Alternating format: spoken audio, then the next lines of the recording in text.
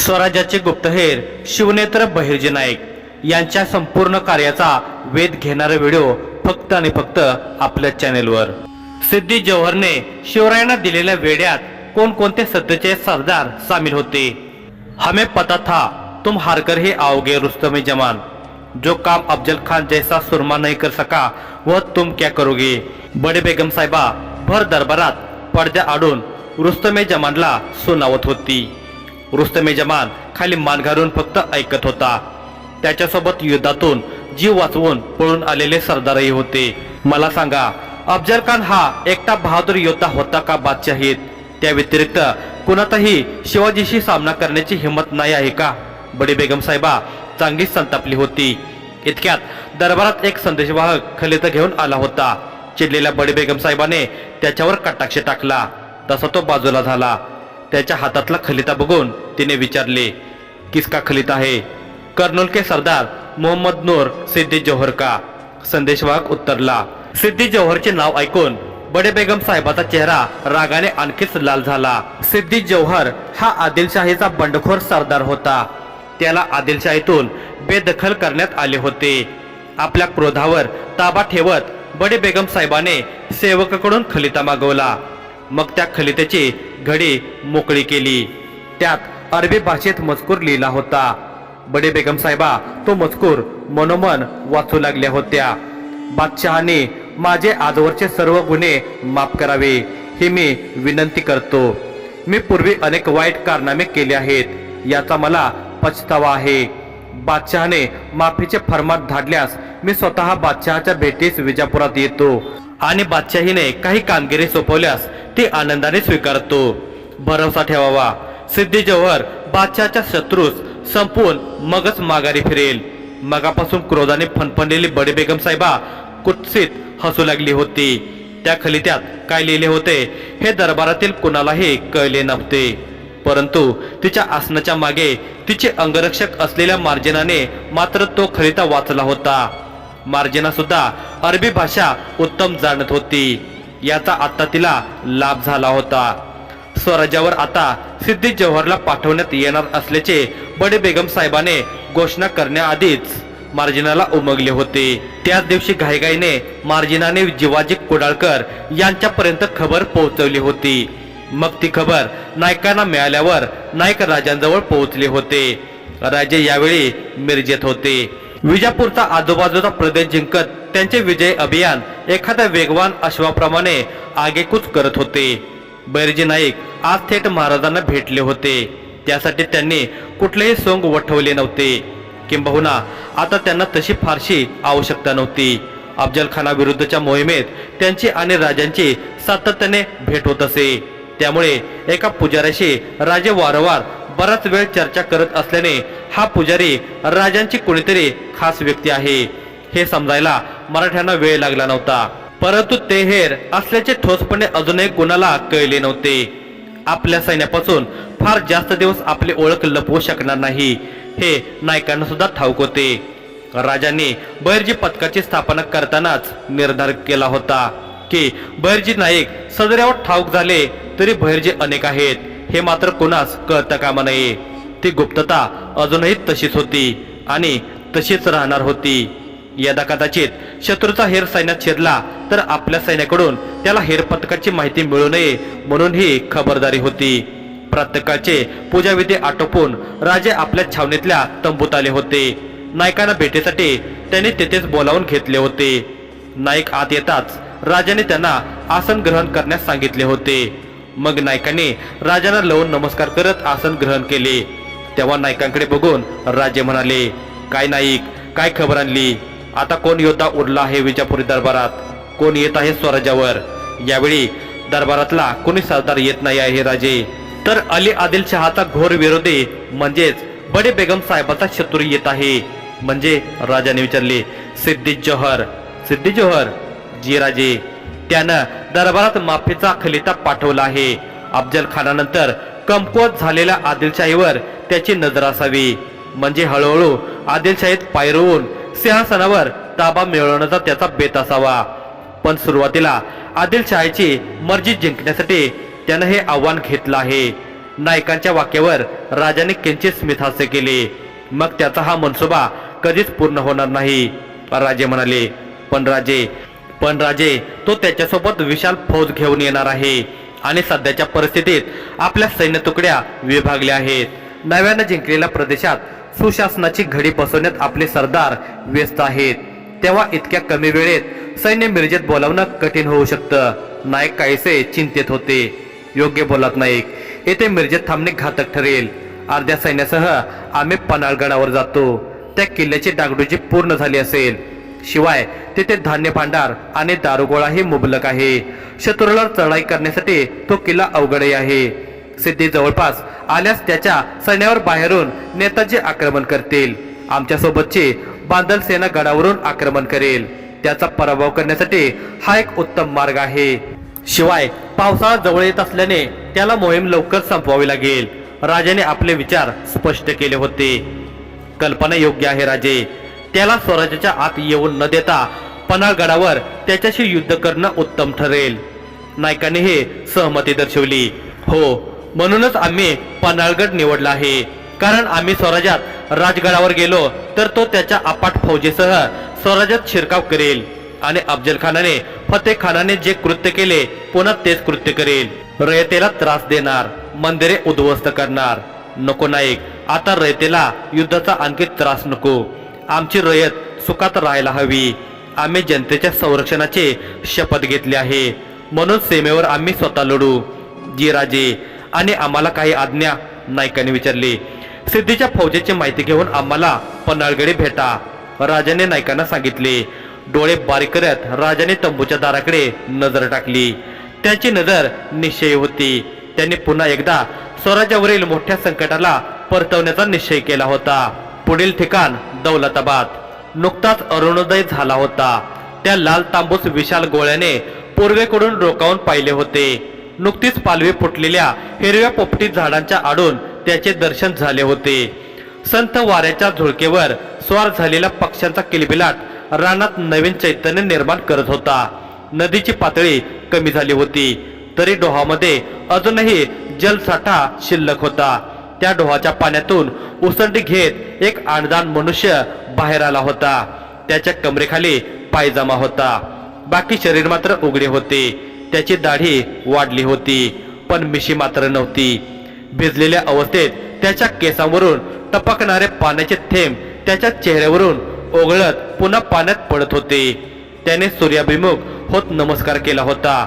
ओम खगाय नमः असे म्हणत त्याने हळूवार डोळे उघडले. हा बहिर्जी पथकाचा हेर बाजी शिरवळकर उर्फ हैदर होता. गेली अनेक वर्षे म्हणजे मुघल सल्तनतच्या सत्तांतराच्या काळात तो आग्र्यात होता. मग औरंगजेबाने मुराद बक्षाची हत्या करवल्यानंतर हैदरला शाहिस्ते खानासोबत दक्षिणेत पाठवण्यात आले होते. त्यामुळे तो पुन्हा दौलताबादला आला होता.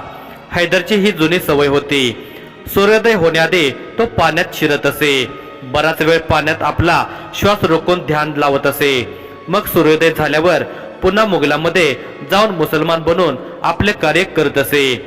हैदर आता पाण्यातून बाहेर आला आणि त्याने आपला अंगरखा पेरला. झाडावर बसून पहारा देणारे त्याचे दोन सेवक राया आणि खंडेराव त्याच्या जवळ आले.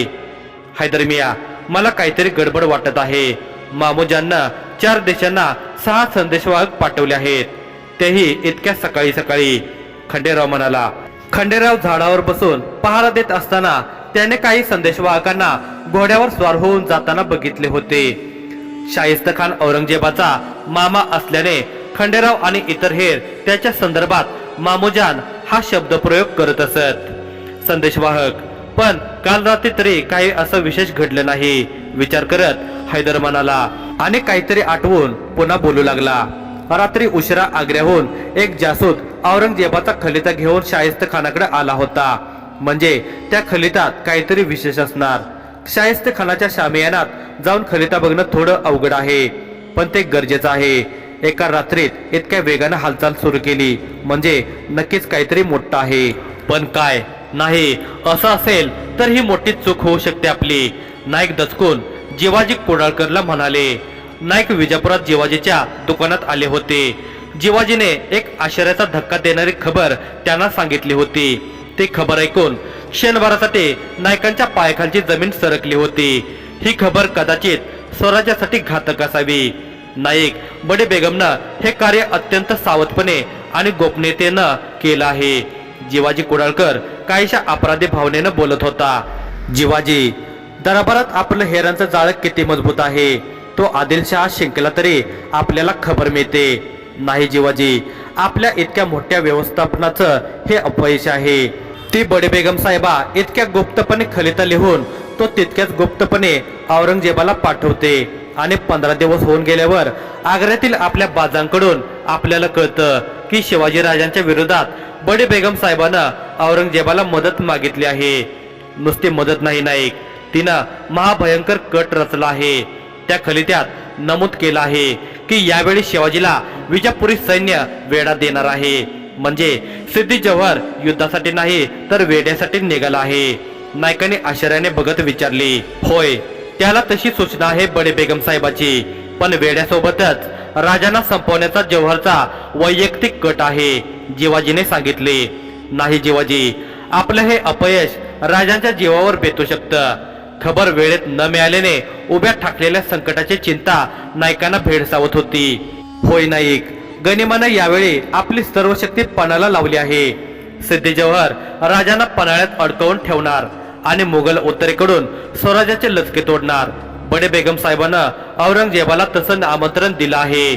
छत्रपती शिवाजी महाराज वेड्यात असताना स्वराज्यावर आक्रमण करून जितका जिंकता येईल तेवढा मुलूक जिंकावा आणि कागदोपत्री तो मुलूक आदिलशाहीचा असला तरी तो मुघलांना देण्यात येईल असं आश्वासन दिलं आहे। जिवाजी, स्वराज्यावर अफजल खानापेक्षा मोठं संकट आलं आहे, दुहेरी संकट आहे हे। आपली फौज आदिलशाहीच्या निम्मी नाही, अशात आपल्याला 2 शत्रूंशी एकत्र लढायचं आहे। जिवाजी नायकांना पहिल्यांदाच इतके हतबल झालेले बघत होता। कदाचित राजावरील असलेल्या त्यांच्या प्रेमामुळे त्यांच्या भावनावरील ताबा किंचित ढिला झाला होता आणि त्यांचे मन अस्थिर झाले होते। या त्यांच्या अस्थिर चिंताग्रस्त झालेल्या मनाला पुन्हा आपल्या मूळ रूपात आणण्यासाठी राजांच्या शब्दांची गरज होती। नायकांच्या बोलण्यावर जिवाजीने विचारले, दोन्ही दिशांनी येणाऱ्या शत्रूशी तोकड्या सैन्यासह लढा देणं कसं शक्य आहे नाईक? शांत डोक्यानं विचार केला तर शक्य आहे। दोन्ही गनिमावर एकाच वेळी मात करू असा मार्ग नक्की मिळेल, राजे नायकांना म्हणाले। जिवाजी आणि विजापुरातील हेरांना काही महत्वाच्या सूचना देऊन नाईक तातडीने पन्हाळगडावर पोहोचले होते। तोपर्यंत सिद्धी जव्हरची फौज पन्हाळगडाच्या पायथ्याशी पोहोचली होती। त्यांनी युद्धाचा पवित्रा न घेता गडाच्या चौबाजूने वेढा दिला होता। वेढा अत्यंत मजबूत होता। किल्ल्याच्या चौबाजूला जव्हरने छावण्या उभारल्या होत्या। राजांना भेटण्यासाठी बाहेरून कोणीही आत जाऊ शकणार नाही आणि आतमधून कोणीही बाहेर येऊ शकणार नाही याचा त्याने विशेष बंदोबस्त केला होता। किल्ल्याच्या प्रत्येक दारासमोर त्याने बंदूकबाज तैनात केले होते। तेव्हा राजापर्यंत पोहोचायला नायकांना मोठे परिश्रम करावे लागले। आधी त्यांनी त्या बंदूकबाजामध्ये आपले हेर पोहोचवले, मग ते स्वतः त्या बंदूकबाज शिपायामध्ये सामील झाले आणि दुपारच्या कडक उन्हामुळे शिपाई झाडांच्या सावलीत बसून सुस्तावलेले असल्याचा फायदा घेत ते गडाच्या द्वाराजवळ गेले। द्वारपालाला राजांचे जासूस असल्याची ओळख देऊन त्याने आत प्रवेश केला होता। आता अशा बिकट प्रसंगी त्यांना खरी ओळख सांगणे भाग होते। नायकांनी मिळालेली खबर राजांना एकांतात सांगितली आणि बैरजी पथकाच्या पहिल्या अपयशाबद्दल हळहळ व्यक्त करत क्षमाई मागितली। नाईक, प्रत्येक वेळी आपलाच विजय होईल असे नाही ना। बडे बेगम साहेबा अत्यंत तल्लख बुद्धीची स्त्री आहे। हा इतका मोठा डावपेच आकायचा म्हटले तरी तितकी गोपनीयता असायलाच हवी हे ती जाणून होते। असो, जे झाले ते घडून गेले। आता पुढचे कार्य साधू। आता आपल्याला शत्रूचा डाव कळला आहे। जव्हर वेढा देणार हे जरी आपल्याला उशिरा कळले तरी औरंगजेब आक्रमण करणार हे आपल्याला वेळेआधी समजले आहे। तेव्हा आपण अपयशी नाही आहोत, हे आपले यशच आहे। नाईक, निराश होऊ नका, आपले पथक अद्भुत आहे। राजाने नायकाचे अपराधीपणाची भावना काहीशी कमी केली होती। पण राजे, नाईक नका चिंता करू आणि आम्हाला सांगा, एकाच वेळी आपण दोन्ही शत्रूशी सामना करू शकत नाही का? मावळे आहोत आपण, आपली माते आपली ताकद आहे आणि विशेष म्हणजे शहाजी भोसलेचे पुत्र आहोत आम्ही। राजांच्या शेवटच्या वाक्यानेच राजांच्या डोक्यात काय कल्पना आहे याची भनक नायकांना लागली होती. कळलं राजे, गनिमी कावा. राजाने स्मित हास्य करत नायकांच्या खांद्यावर हात ठेवला. शाब्बास, योग्य ओळखलेत. फक्त आता या गडाच्या बाहेर कसे निघायचे याचे नियोजन करा आणि तत्पूर्वी आपल्या बहिर्जी पथकाच्या 50-50 योद्ध्यांच्या तुकड्या स्वराज्याच्या उत्तर भागातील जंगलात तैनात ठेवा. बहिर्जी पथकाच्या ह्या योद्ध्यांना जंगलात वास्तव्य करण्याची सवय आहे. याचा स्वराज्याला मोठा लाभ होऊ शकतो, राजाने स्पष्ट केले. जी राजे, नाईक म्हणाले. हैदरला ही परिस्थिती पूर्णपणे उमगली होती. त्याने हालचाली वेगाने वाढवल्या होत्या. शाहिस्ते खानाने कोणकोणत्या सरदारांना खलिता पाठवून बोलावणे धाडले याची माहिती काढून त्याने ती नायकांपर्यंत पोहोचवली होती. नुकत्याच एका मोठ्या राक्षसाचा वध करून बरीच भूमी स्वराज्यात जोडून तिथल्या रयतेला एका सुशासित व्यवस्थेच्या छत्रछायेत घेतल्यावर स्वराज्याला पुन्हा मोठ्या आव्हानाला सामोरे जायचे होते. शिवाजीराजे पन्हाळगडावर सिद्धी जोहरच्या वेढ्यात अडकले असताना औरंगजेबाने त्याचा मामा आमिर उल उमराव नवाब बहादूर मिर्झा अबू तालिब शाहिस्त खान यास स्वराज्याचा समूळ नाश करण्यास पाठवायचे ठरवले होते. अर्थात स्वराज्यावर मुघलांची ही पहिलीच मोहीम होती. हिंदुस्थानाच्या भल्या मोठ्या भूभागावर शासन करणाऱ्या मुघलशाहीला आता एक धूर्त कूटनीतितज्ञ आणि शक्तिशाली शासक मिळाला होता. त्यामुळे लवकरच विस्कटलेले मुघल सरदार आता पुन्हा आग्र्याच्या तख्ताशी स्वामिनिष्ठ झाले होते. औरंगजेबाने आपला पहिलाच प्रहार अत्यंत ताकदीने करण्याचे ठरवले होते. त्याने शाहिस्ते खानासोबत अनेक कर्तृत्ववान सरदारांना दौलताबादेत सैन्यासह येण्याचे आदेश दिले होते. शमस खान पठाण, नामदार खान, गयासुद्दीन खान, हसन मुनीब, सुलतान मिर्झा, बनचेहर, तुरुकताज, कुबात खान, हौद खान, बिरोदी खान, लोधी खान, दिलावर मौलत, अब्दुल बेग, खोजा भंगड, यासिम जोहर, खोजा सुलतान, सिद्दी फतेह, फतेह जंग, कारतलब खान, गाजी खान, भावसिंग, किशोरी सिंह, श्यामसिंह, राजा रामसिंह, रायसिंग शिसोदे, अमरसिंह, अरिदम, द्वारकाजी, जिवाजी, परसोजी, बाळाजी, त्र्यंबकजी भोसले, सुरजी गायकवाड, येसाजी, दिनकर काकडे, त्र्यंबक, अनंत खंडागडे, दत्ताजी खंडागडे, दत्ताजी जाधवराव, रुस्तमराव जाधवराव, संभाजी पवार, रायबागन, प्रचंडराज, सर्जेराव घाडगे, कमळाजी गाढे, जसवंतराव असे 47 सरदार आपापल्या सैन्यासह दौलताबादला येण्यास निघाले होते. हे सर्व सरदार दौलताबादेत पोहोचण्याआधीच शाहिस्ते खानाने स्वराज्यावर आक्रमण कसे करावे, कोणकोणत्या किल्ल्यावर कधी आणि कसा हल्ला करावा याचे पक्के नियोजन केले होते. परंतु त्याचे हे नियोजन हैदरच्या हाती लागले होते.